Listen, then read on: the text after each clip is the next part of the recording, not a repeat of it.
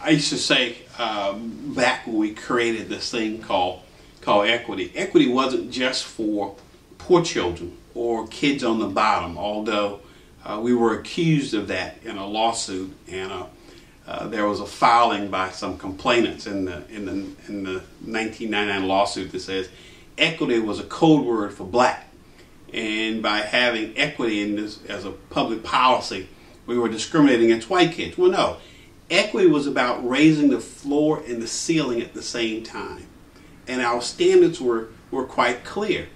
Number one, we wanted kids who could go to the highest, meaning in terms of advanced placement.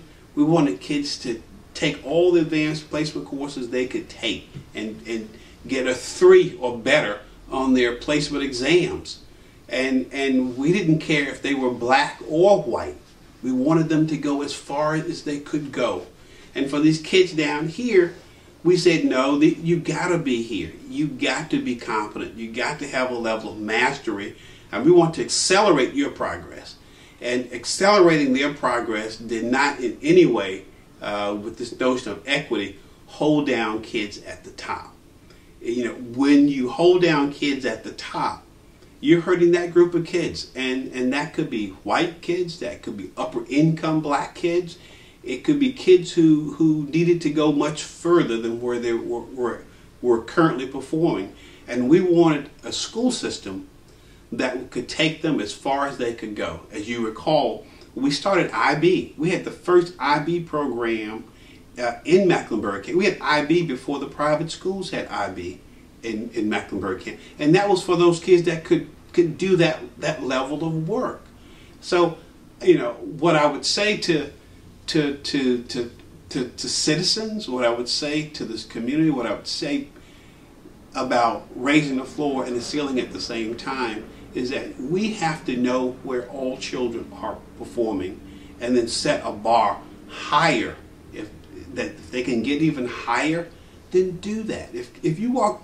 I ran for school board the last time in 1999. Is that right? 1999. And when I was out in Matthews at town hall meetings, at community meetings, I would challenge those folk because they had a different expectation around diversity and busing than I had. And I understood that. But what I said to this woman, she was a pharmacist and she lived in Matthews. And I said to her, she's a white female, and I said to her, I said, when your child comes into the public schools, when your child gets into Providence, your child's reading, writing, doing math at grade level, your child already do.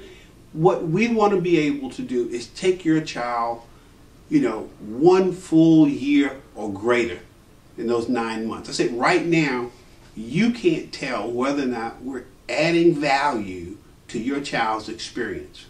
What I wanted to do is create a system of accountability that would demonstrate that we took your kid who's already reading at grade level and pushed them as far as they could go to the next grade level or 2 grade levels above, or in high school to make sure that you're not just taking chemistry, but you're taking AP chemistry, you're taking AP biology. And by that, I was able to at least have a reasonable conversation with that group of parents, because they too were concerned about what's happening to their child's experience in the Charlotte-Mecklenburg schools. We have the capacity to take kids from where they are and move them as far and as fast as they can go in a year's time. We can do that. We ought to be able to do that, because there are 2 million minutes, if my calculation is correct, between 9th grade and 12th grade. It's what you do with those 2 million minutes that makes the difference in your capacity to be successful in whatever you want to do, and absolutely to be competitive on the global stage.